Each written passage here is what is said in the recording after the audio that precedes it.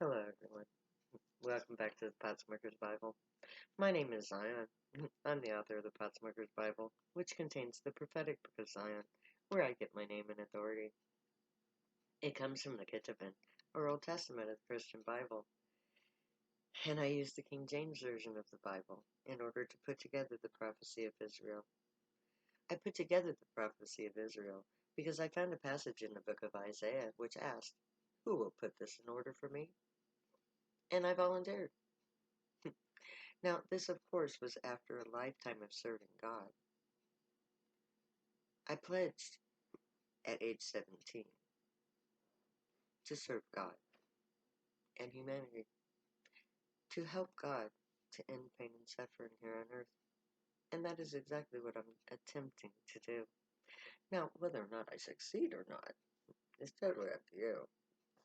But you see, no matter what happens from this moment on, I want you to know one thing. I'm good.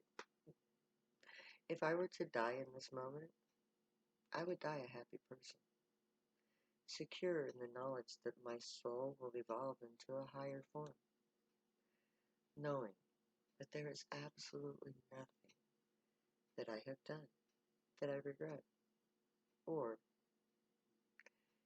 that I'm ashamed of. And you'll understand why. Well, you read it's like, if you saw the last episode, you understand why. Because I'm not a sinner. My sins have been purged. My iniquity purged. My sins taken away. I'm not a sinner. So I'm good. So, if no one ever hears this, or takes me seriously, or acts upon it, fine with me. I've saved myself. And that's all any one person can do. You can only save yourself. So, today I'm going to be reading to you the 20th chapter of the book of Zion, the prophecy of Israel. The passage is all put together in order for God. Today I'm going to be using the prophecies of Zechariah, Isaiah, David, and Zephaniah. And everything from this point on is prophecy. Up until this moment, everything has already happened. In my last episode, I told you this is the nexus, the time where everything converges, and I mean it.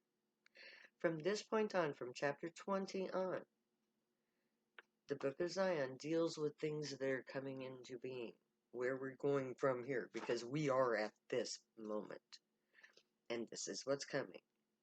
So pay attention if you want to know what God intends to do, who God intends on upholding, how it's going to play out, and where we're going from here.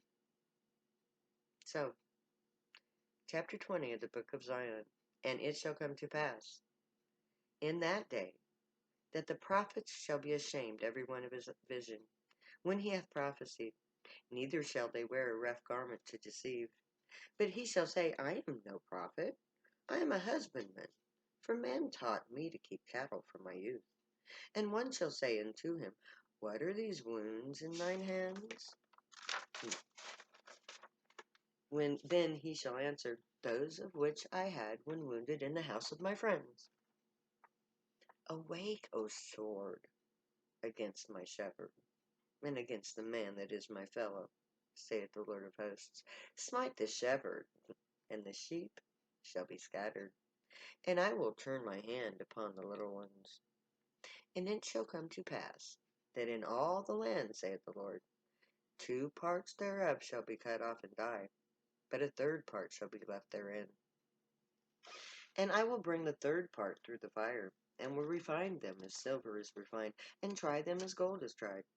They shall call on my name, and I will hear them. I will say, It is my people, and they will say, The Lord is my God.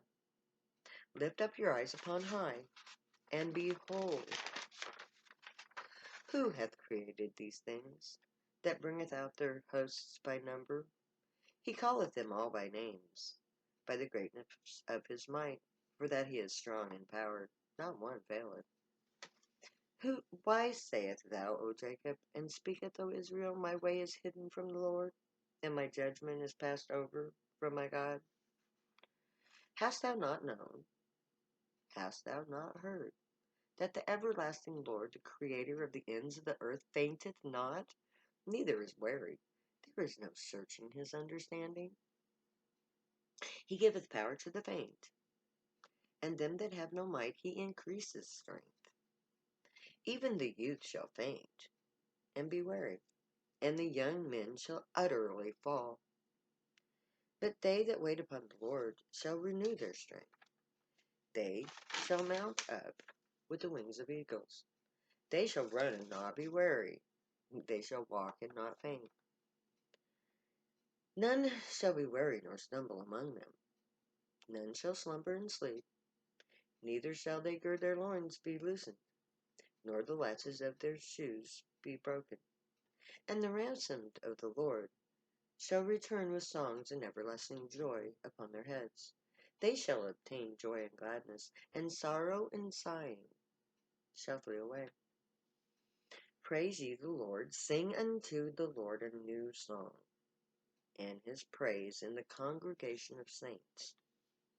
Let Israel rejoice in him that made him. Let the children of Zion be joyful in their King. Depart ye, go out from thee, touch no unclean things. Go ye out in the midst of her, be ye clean that bear the vessels of the Lord. For ye shall not go out in haste, nor go by flight. For the Lord will go before you, and the God of Israel shall be your rearward. Cry out and shout, thy inhabitants of Zion, for great is the Holy One of Israel in the midst of thee. Who is among you that feareth the Lord, that obeyeth the voice of his servant, that walketh in darkness and hath no light? Let him trust in the name of the Lord and stay upon his God. For then will I turn to the people of pure language, that they may all call upon the names of the Lord to serve him with one consent. They go from strength to strength. Every one of them in Zion appeareth before God. And so ends the 20th chapter of the book of Zion. And this is pretty important stuff. 2/3 will not survive. Now, I've heard that up to 4 million people could be dead by the end of this winter. COVID-19. But that's not the only thing that's coming to pass. Now, this talks about a third of humanity surviving. That is a horrific number. But I do not believe that the 2/3 that die now.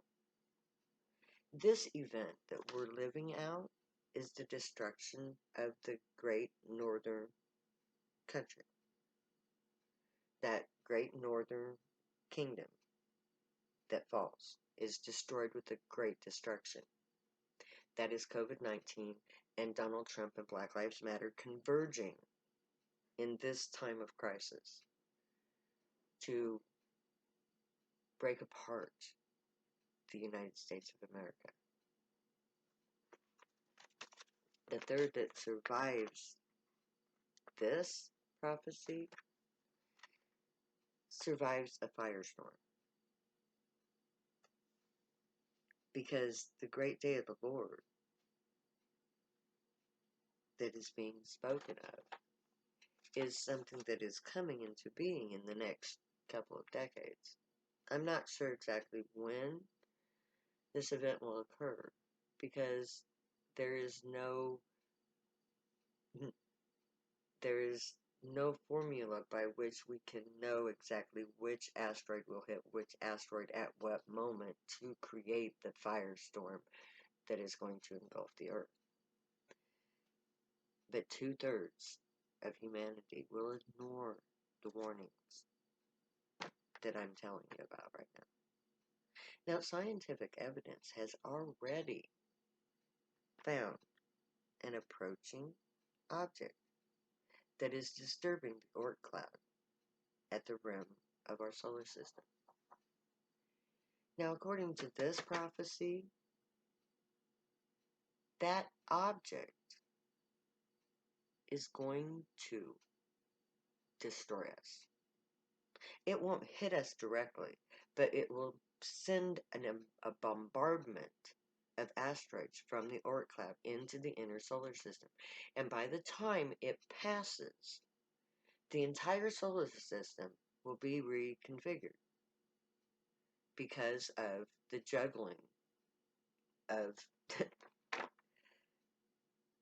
the gravitational flux of everything. So as the bombardment comes, the alignments change.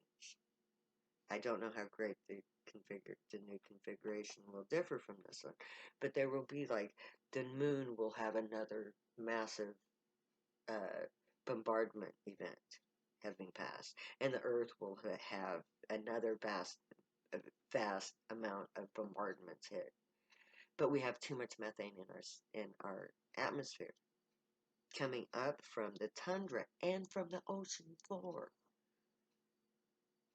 These two releases of methane are deadly to the human race, to all life on Earth. And this is telling us that a third of us will heed this warning. A third of us will prepare.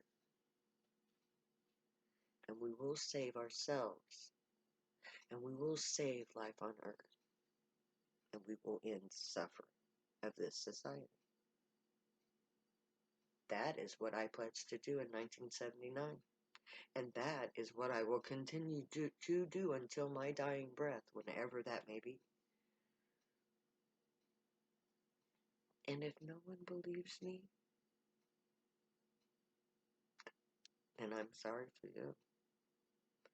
But there are enough preppers that I know humanity will survive.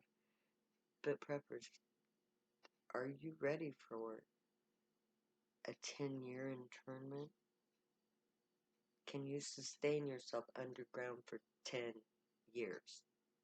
Because that is the projection that's what they're telling me. It'll be about 10 years.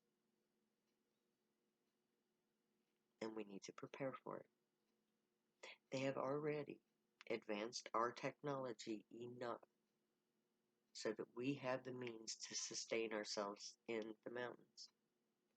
So, we need to prepare for a global catastrophe that cannot be survived above ground. That is what's coming. So, as America burns, it forbears the burning of the earth. And according to this prophecy, I will be picking up the pieces that Trump leaves behind. That's my job. I took that job and the oath of office in 1979 at age 17. And I have been trained by God, by humanity. And you will see if the prophecy speaks truly and plays out as it is projected to play out, then you will see just how well trained and taught I am. Taught by God, not by man. So may the Grey watch over you, guide you, protect you, and keep you from all harm, and may they teach you right from wrong. May you be worthy of them. May your thoughts, words, and deeds reflect truth, good, and light, the unicorn light. Stay happy and high. Find your joy and pursue it. Know I love you. We'll be together soon. If you're willing. Later. Because I'll never say goodbye.